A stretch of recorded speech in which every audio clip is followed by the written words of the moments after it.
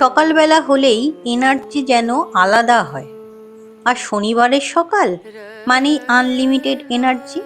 সারা সপ্তাহে জমে থাকা সমস্ত কাজ শেষ করার দিন। নমস্কার বন্ধুরা, আশা করি তোমরা সবাই খুব ভালো আছো। আমিও খুব ভালো আছি। সম্পাস লাইফস্টাইলের আরও একটা নতুন ভিডিওতে তোমাদের সবাইকে স্বাগত। আজ হলো শনিবার। সপ্তাহে প্রতিটা দিনই সকালে উঠে ভরপুর এনার্জি নিয়েই কাজ শুরু করতে হয়, কারণ দিনের সব থেকে বেশি প্রয়োজনীয় কাজগুলো সারতে হয় এই সকালবেলাতেই। তবে শনিবার দিন সকাল থেকেই প্রয়োজন পড়ে অফুরন্ত এনার্জির। প্রতিদিনের সংসারে যা যা কাজ থাকে তা যদি প্রতিদিনই সারতে হয়, তাহলে সত্যি কথা বলতে কি 24 ঘন্টা সময়টা অনেকটাই কম মনে হয়। দুটো বাচ্চা সামলে তাদের পড়াশোনা, স্কুল সমস্তটা একা হাতে সেরে যদি সংসারের সব কাজ প্রতিদিন করার কথা ভাবা হয়, তাহলে সত্যিই সময় করে ওঠা যায় না। তাই কিছু কাজ যেগুলো একটু সময় সাপেক্ষ, সেগুলো রেখে দিই শনিবারের জন্য। কারণ বাবান বাবি দুজনেরই যেহেতু স্কুল এই দিন থাকে না, তাই সকালে একটু এক্সট্রা সময় পাওয়া যায়। তোমাদের আগেই সে কথা বলেছিলাম। তবে এই বড় কাজগুলোর মধ্যে প্রধান হলো ঘর, জানলা, দরজা, আসবাবপত্র এগুলো ডিপ ক্লিন করা। বাড়িতে ছোট বড় মিলিয়ে মোট 4টে ঘর আমার, তার উপরে অজস্র জানলা। তাই সব কিছু ভালো করে পরিষ্কার করতে বেশ অনেকটাই সময় লেগে যায়। এতক্ষণ পর্যন্ত তোমরা যারা যেখান থেকে আমার এই ভিডিওটা দেখছো, তোমাদের সবার কাছে আমার একান্ত অনুরোধ, তোমরা প্লিজ ভিডিওটা একটু শেষ পর্যন্ত দেখার চেষ্টা করো। আর যদি ভিডিওর কোনো অংশ একটুও ভালো লেগে থাকে, তাহলে একটা লাইক করে দিয়ে তোমাদের বন্ধু বান্ধব আত্মীয় স্বজনের মধ্যে একটু শেয়ার করে নিও। তুমি যদি আজ আমার চ্যানেলের নতুন হও, তাহলে চ্যানেলটা অবশ্যই সাবস্ক্রাইব করে নিয়ে আমার এই ছোট্ট পরিবারের সদস্য হওয়ার আমন্ত্রণ রইল। আজ সকালে রান্নাবান্না খুব একটা বেশি কিছু করব না। এখানে এই যে ডিম সেদ্ধ করে নিয়েছিলাম, করব হচ্ছে একটু ডিমের ঝোল। আর করলা, আলু, বেগুন সবই তো কেটে নিলাম দেখলে, সেটা দিয়ে করব একটা তেতো তরকারি, ব্যাস, আর কিছু নয়। রান্নার কাজটা আজকে যত তাড়াতাড়ি সারা যায় ততই ভালো, সময়টা তাহলে একটু বেশি পাওয়া যাবে। তো এখানে তার জন্যই ডিমগুলো আগে ভালো করে ভেজে নিচ্ছিলাম। তেলের মধ্যেই দিয়ে দিয়েছিলাম সামান্য একটু হলুদ। তার ফলে ডিমটা দেওয়ার পরে ভাজা হতে দেখলাম ডিমটা সুন্দর একটা রং হয়ে গেছে। ডিমগুলো তুলে নিয়ে এখানে এই যে পেঁয়াজ আর 5 ফোড়ন আর কাঁচা লঙ্কা দিয়ে দিয়েছিলাম। একটু ভেজে নিয়ে করলা, আলু, বেগুন যা যা কেটেছিলাম সেগুলো সব দিয়ে দিলাম। এগুলোকে এবার নুন হলুদ দিয়ে হালকা আঁচে ভাজতে থাকবো। ভালো করে ভাজা হয়ে গেলে তারপরে তোমাদের সঙ্গে শেয়ার করছি।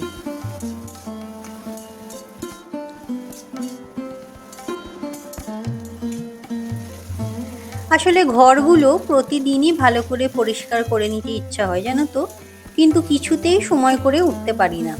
বাইরে আবার নিম্নচাপ আরম্ভ হওয়ায় ভিজে জামা কাপড় ঘরের মধ্যেই সব মেলতে হচ্ছে। তাতে তো পরিশ্রম আরও বেড়ে যাচ্ছে, কারণ হাতে কাচা যে জামা কাপড়গুলো সেগুলো তো আর ঘরে মেলা যায় না, না হলে ঘরে প্রচুর জল পড়ে। তো তাই সেগুলো বারান্দাতেই মেলতে হয় অগত্যা। কিন্তু বারান্দায় আবার জল ঝরে গেলে তারপরে আর জামা কাপড়গুলো শুকোতে পারে না, কারণ বাইরে কন্টিনিউ একটা বৃষ্টি হয়েই যাচ্ছে। তো তখন আবার জামাগুলোকে বারান্দা থেকে তুলে এনে মেলতে হয় ঘরে পাখার তলায়, তারপরে গিয়ে জামা কাপড়গুলো শুকোয়। অতএব একই কাজ বারবার করে করতে হয়। আর হাতে কাচা জামা কাপড় অল্প বিস্তর রোজই থাকে, তবে প্রতিদিন তোমাদের সঙ্গে সেটা শেয়ার করা হয় না। তো তোমাদের আগেই বলেছিলাম যে আমাদের বাড়ির পাশে দুটো কনস্ট্রাকশনের কাজ চলছে। তো তার জন্য প্রচুর ধুলো বালি ওড়ে এখানে, যেহেতু মার্বেলের কাজ হচ্ছে, সিমেন্টের কাজ হচ্ছে, তো সেগুলো উঠতেই থাকে। তার ফলে ইদানিং না ঘরের জানলা টানলাগুলো বড্ড বেশি নোংরা হচ্ছে, জানো তো।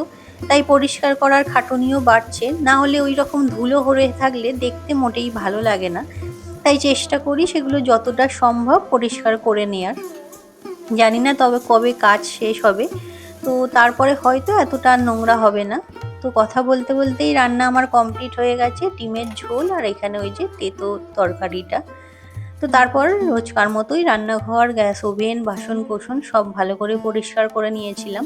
কাজগুলো একটু আজকে তাড়াতাড়ি করেই সারছি, কারণ এদিকের কাজটা যত তাড়াতাড়ি সেরে নেওয়া যাবে তত তাড়াতাড়ি আমি ঘরের কাজগুলো আরম্ভ করতে পারবো। তো রান্নাঘরটা তো রোজই পরিষ্কার করে নিই একটু করে, আজও সেই মতো করে নিলাম। তো মনিকা ঘোষাল 1691 থেকে দিদিভাই তুমি কমেন্ট করেছিলে, তোমার কথাগুলো খুব ভালো লাগলো। অনেক ধন্যবাদ দিদিভাই তোমাকে, তুমি যে আমার ভিডিও দেখেছো এবং তোমার যে ভালো লেগেছে তার জন্য আমি খুব খুশি। আর শ্রাবণী লাইফস্টাইল থেকে দিদিভাই তুমি কমেন্ট করেছিলে, পুকুরে কত মাছ, কি সুন্দর লাগলো, খুব ভালো লাগলো ভিডিওটা। অনেক ধন্যবাদ দিদিভাই তোমাকেও। সত্যি এই শহুরে জীবনযাত্রার মধ্যে এমন প্রাকৃতিক সৌন্দর্য মনকে খুব টানে, খুব ভালো লাগে এগুলো জানো। এই পুকুরটা আছে বলে নানা রকমের পাখি এখানে আসে জানো। সব সময় সেগুলো ভিডিও করা হয় না, কারণ ফোনটা তো আর সব সময় কাছে থাকে না। তবে উড়ে আসে অনেক পাখি, সেগুলো এসে আমাদের বারান্দায়, ছাদে, পাঁচিলে বসে, খুব সুন্দর দেখতে লাগে। গ্রামের দিকে এই দৃশ্য হয়তো খুবই স্বাভাবিক, তবে এই যে শহরে এই ইট কাঠ পাথরের বিরাট বিরাট বিল্ডিংয়ের মাঝে ওই রকম প্রাকৃতিক সৌন্দর্যগুলো দেখলে সত্যিই মনটা জুড়িয়ে যায়। আর যেহেতু আমি গ্রামের মেয়ে, তো এইসব সৌন্দর্যগুলো আরও মন টানে। তো যাই হোক, তারপরে চলে এসেছিলাম বাইরেটা একটু ঝাড় দেওয়ার জন্য, কারণ বৃষ্টি হলে উঠোনটা আর ঝাড় দেওয়া যায় না, আর আমি বৃষ্টিতে ভিজে ভিজে এটা ঝাড় দিতেও আসি না। তো যেহেতু আজকে সকাল থেকে দেখলাম বৃষ্টিটা একটু হয়নি, তাই এলাম এখানগুলো পরিষ্কার করার জন্য। প্রচুর পাতা দেখলাম পড়ে আছে। আসলে আশেপাশে যেহেতু বাড়িতে গাছ আছে, তো সেই সব গাছের শুকনো পাতাগুলো এসে উঠোনে পড়ে, কারণ আমাদের বাড়িতে সেরকম কিছু বড় গাছ খুব একটা নেই, তবে পাশের বাড়িতে আছে। সেই পাতাগুলো যেহেতু পড়ে, তো সেগুলোই উঠোনে জমতে থাকে। আর তার উপর যেহেতু বৃষ্টি হচ্ছে, পাতাগুলো সব ওই মাটিতেই লেগে পচে আটকে থাকে। তো এগুলো পরিষ্কার না করলে বড্ড বাজে দেখায়। তো তাই এই যে দেখো সমস্ত শুকনো পাতাগুলো বের করে ভালো করে ঝাড় দিয়ে দিচ্ছিলাম। যদিও খুব একটা ভালো করে দেয়া যাচ্ছে না, যেহেতু উঠোনটা ভিজে আছে, তবু যতটা পারা যায় আর কি। তারপরে এই যে উপরে চলে এসেছিলাম, কাল যে সকল জামা কাপড়গুলো পাখার তলায় দেয়া ছিল মোটামুটি দেখলাম সেগুলো শুকিয়ে গেছে। তো এর থেকে বেশি আর শুকোনো সম্ভব নয়, কারণ আবার প্রচুর জামা কাপড় জমে আছে, সেগুলোকেও শুকোতে দিতে হবে। তো তাই এই যে ভিজে জামা কাপড়গুলো সব দিয়ে দিলাম। তো তারপরে এই যে উপরে চলে এসেছিলাম সব জানলা টানলাগুলো পরিষ্কার করার জন্য। তো আমাদের কাজের দিদি এসে গেছেন, উনি নিচেটা পরিষ্কার করছেন, তবে উপরে হয়ে গেছে কাজ।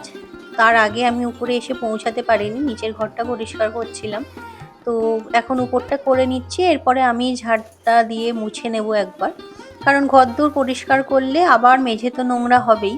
তো ভালো করেই ওর জন্য গ্রিলগুলো পরিষ্কার করে নিচ্ছিলাম। আর এই জানলা পরিষ্কার করাটা হচ্ছে সবচেয়ে সময় সাপেক্ষ এবং কঠিন কাজ জানো তো বাড়িতে আমার।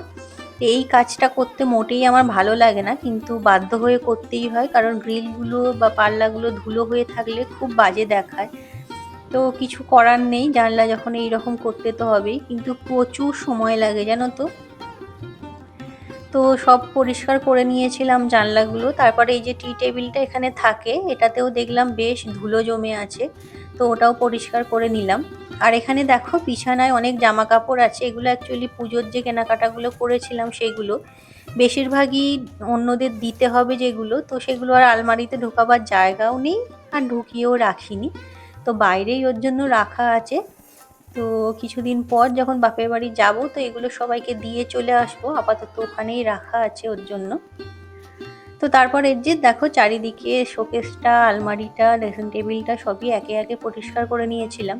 আর বিছানার চাদরটা তো কাল পাল্টেছিলাম, তোমাদের দেখিয়েছিলাম। তো চাদরটা ওই জন্য তুলে রেখেছি, কারণ পাতা থাকলে চাদরটা আবার নোংরা হয়ে যাবে। আর কালই যেহেতু পেতেছি, তো আজকে আর পাল্টাবো না, চাদরটা ওর জন্য ভাঁজ করে তুলে রেখেছি। আগে ভালো করে পরিষ্কার করে নিই, তারপরে আবার চাদরটা একবার পেতে দেবো। আর বাবি দেখো এখানে আমার সঙ্গেই সমানে ঘুরে যাচ্ছে আর বকর বকর করে যাচ্ছে। তো ওর কথার উত্তর দিতে দিতেই আমাকে কাজ করতে হচ্ছে।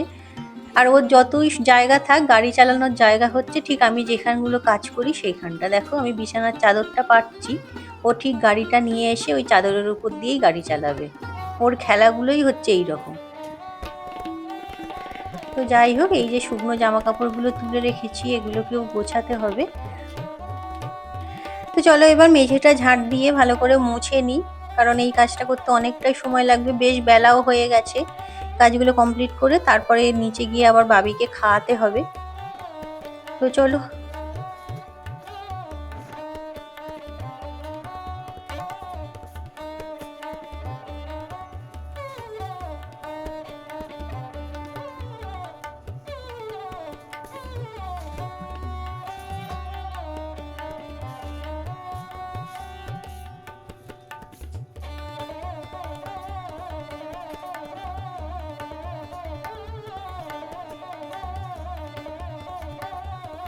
আমাদের কাজের দিদি না একটু আগেই দেখো ঝাঁট দিয়ে গেছে, তাও কত নোংরা বেরিয়েছে। উনি আসলে জানো তো এই শোকেসের নিচে বা খাটের নিচে এগুলো ভালো করে ঝাঁট দেয় না, বারান্দাটা তো দেয়ই না দেখি। তো তার জন্য সেখানে নোংরাগুলো জমেই থাকে। এই শনিবার করে যখন আমি পরিষ্কার করি পুরো ভালো করে, বা উনি যেদিন আসেন না সেদিন পরিষ্কার করি, সেই দিন এগুলো আমি সব নোংরাগুলো পরিষ্কার করি, না হলে এই ঘরের প্রত্যেক কোনায় কোনায় যে কত নোংরা জমে থাকতো এতদিন। তো যাই হোক, সব করে নিয়েছি। মানুষের কাছে যত কম আশা করা যাবে ততই ভালো।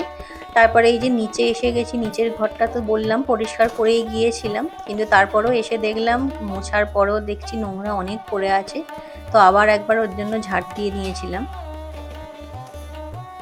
তো এখন হলো সন্ধেবেলা, এই যে বাবার জন্য চা করে দিচ্ছি, আর এদিকে একটু বাবির জন্য সুজি বসাচ্ছি। চাটা করে দিয়ে তারপরে বাসন টাসনগুলো মাজবো, কারণ দুপুরের বাসন সব জমে আছে অনেক।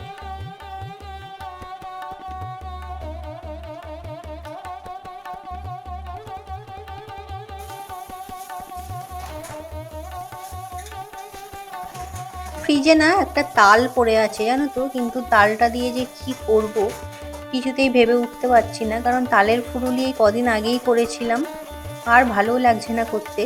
কিন্তু তালটা তোমার দাদাভাই এনে রেখেছে, ফ্রিজেই রাখা আছে, দেখি কি করা যায়। তবে আজ সন্ধেবেলা রুটি দিয়ে খাওয়ার জন্য বানিয়েছিলাম একটু মটর ডাল।